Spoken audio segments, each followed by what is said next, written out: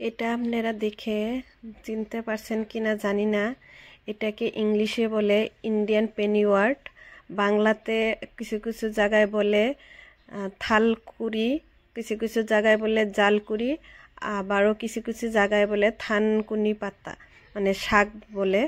ওইটা আমি ভালো করে ধুয়ে শিকড় সহ ভালো করে ধুয়ে পেস্ট করে নিলাম, আর সাথে নিলাম ধনিয়া পাতা পেস্ট করে। এখন আমি এই পেস্টগুলো ভালো করে সেকনি দিয়ে ভালো করে সেকে নিব। এরকম করে আমি যেরকম করে নিচ্ছি এরকম করে সেকনি দিয়ে সেকে নেবেন। নেওয়ার পরে যেটুক জল বের হবে ওইটুক দিয়ে আমি আজকে একটা রেসিপি রান্না করব।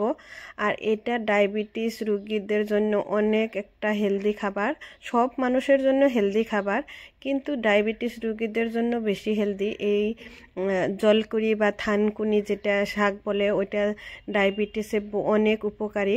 আর ওইটা দিয়ে আজকে আমি ছোট মাছ রান্না করব। আর কিভাবে আমি রান্না করি, রান্নার পদ্ধতিটা দেখুন। তার জন্য ফার্স্ট আমি মাছে নুন হলুদ মাখিয়ে নিয়ে মাছগুলো ভেজে নিব। আর শাকটা তো আমি গ্রাইন্ডারে পেস্ট করে ওইটার জুসটা বের করে নিছি। এরিয়ে মাছগুলো ভাজা হয়ে গেলে কিভাবে আমি ওই থানকুনি বা জালকুড়ি বা ইন্ডিয়ান পেনিওয়ার্ড যেটাই বলে ওটা দিয়ে আমি কীরকম করে ছোট মাছ দিয়ে রান্ধি আপনারা দেখতে থাকুন। মাছগুলো আমার ভাজা হয়ে গেছে, এখন আমি উঠাই নিলাম মাছগুলো। আর এই তেলে আমি দিয়ে দিব জিরা ফোড়ন। জিরা দিয়ে জিরা ভালো করে ফুটে গেলে ওইখানে আমি দিয়ে দিব পেঁয়াজ। আর পেঁয়াজগুলো দিয়ে একটু হালকা নাড়াচাড়া করে নিয়ে ভালো করে পেঁয়াজগুলো ভেজে নিব। আমার এখানে তেলটা একটু কম হয়ে গেছে, ওই জন্য আমি আর একটু সর্ষের তেল দিয়ে দিব। মানে মাছ ভাজার তেলে আমি জিরা আর পেঁয়াজ দিয়ে দিছিলাম। এই রান্নাটায় অনেক তেল ব্যবহার করার কোনো প্রয়োজন নাই, যেহেতু এটা একটা হেলদি খাবার আর এটা ডায়াবেটিস রোগীদের জন্য অনেক ভালো। এখানে পেঁয়াজগুলো ভালো করে ভাজা হয়ে গেলে দিয়ে দিলাম আমি 1 চা চামচের একটু কম কাঁচা মরিচের পেস্ট আর একটু রসুন বাটা। আপনারা নিজের পছন্দ মানে পরিমাণ অনুযায়ী দিয়ে দিবেন।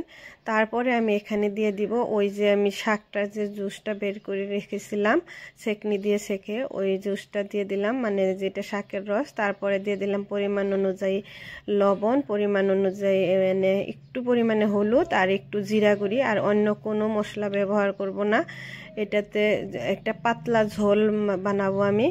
আর এখন ঝোল ভালো করে ঝোলটা যখন ফুটে যাব তখন আমি মাছগুলো দিয়ে দিব। মাছগুলো দিয়ে ভালো করে আমি ফুটিয়ে নিব।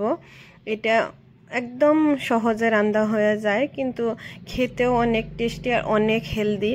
আপনারা এই শাকটা পাইলে এরকম করে বানিয়ে খায় দেখবেন, খেতে অনেক হেলদি আর টেস্টিও সাথে, আর অনেক উপকার আছে এই শাকটার।